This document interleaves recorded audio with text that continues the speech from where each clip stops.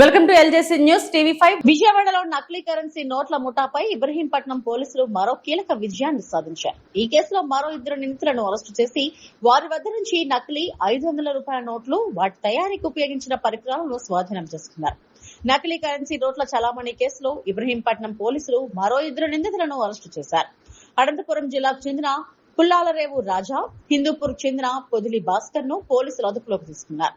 వారి వద్ద నుంచి 100 నకిలీ 500 నోట్లు, 2 ప్రింటర్లు, 1 ల్యాప్టాప్, స్కానర్, లామినేటర్, సెల్ ఫోన్లు స్వాధీనం చేసుకున్నారు. ఇప్పటికే అరెస్టు చేసిన నిందితుడు ఇచ్చిన సమాచారంతో అనంతపురంలో ప్రత్యేక ఆపరేషన్ నిర్వహించి ఈ అరెస్టులు చేసినట్లు పోలీసులు తెలిపారు.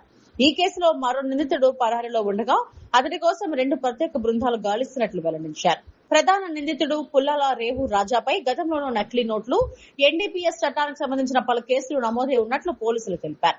వేగంగా కేసును ఛేదించిన ఇబ్రహీంపట్నం సీఐ పోలీసు సిబ్బందిని వెస్ట్ జోన్ డీసీపీ గున్నం రామకృష్ణ అభినందించారు.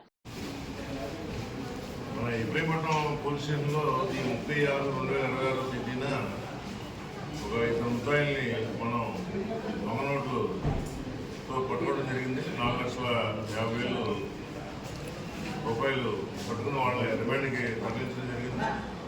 ఆ కేసులో భాగంగా ఏవన్ మంగారావు ఇచ్చిన సమాచారంపై మన టీము సిఏ గారు సుబ్రహ్మణ్యం గారు, అలాగే ఎస్ఐ ఎస్ఐ శ్రీనివాసరావు మరియు సిబ్బంది వీరు అనంతపురం వెళ్ళి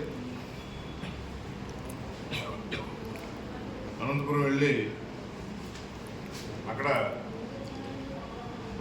పుల్లాలరేవు రాజా, తర్వాత అలాగే హిందూపూర్లో పొదిలి భాస్కర్ వీళ్ళు పట్టుకోవడం జరిగింది.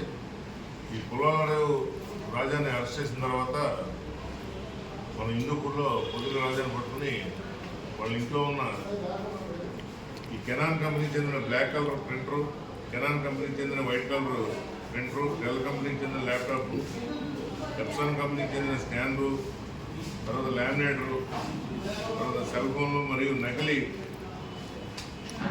100 500 రూపాయలు నోట్లని సీజ్ చేయడం జరిగింది. ఈరోజు వారిని కోర్టుకి పంపిస్తున్నాం.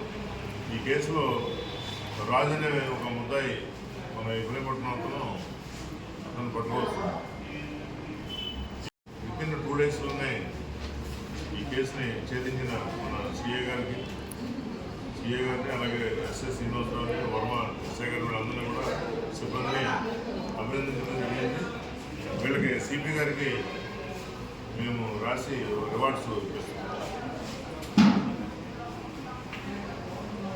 దీంట్లో ఈ పుల్లాలరావు రాజా వీడి మీద ఒక 3 కేసులు గతంలో ఉన్నాయి. దీంట్లో 2 కేసులు కడప జిల్లా ఊరు పిఎస్, మళ్ళీ వైపు పిఎస్, ఒక కేసు సుబ్రహ్మణ్యపురం పిఎస్ బెంగళూరు. ఈ 3 కూడా ఈ దొంగ నోట్ల కేసు, తర్వాత ఎన్డీపీఎస్ కేసులు కూడా దీంట్లో నమోదైంది.